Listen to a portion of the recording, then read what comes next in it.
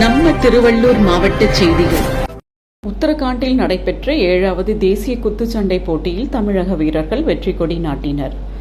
இதில் திருவள்ளூர் மாவட்டம் கடம்பத்தூர் முதல்நிலை ஊராட்சியை சேர்ந்த ரேஷ்மா ஸ்ரீ சர்வேஷ் கிரிஷ் தங்கப்பதக்கமும் ரோஹித் சில்வர் பதக்கமும் வென்றனர்.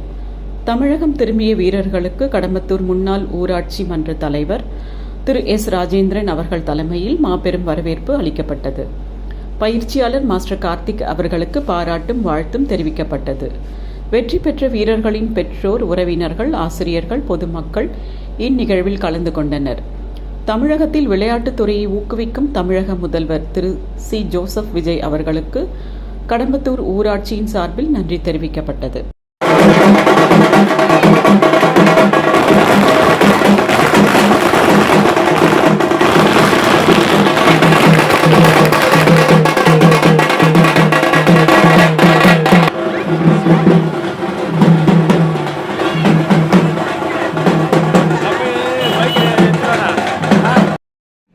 இது போன்ற செய்திகளை காண எங்கள் சேனலை லைக் பண்ணுங்க, ஷேர் பண்ணுங்க, சப்ஸ்கிரைப் பண்ணுங்க.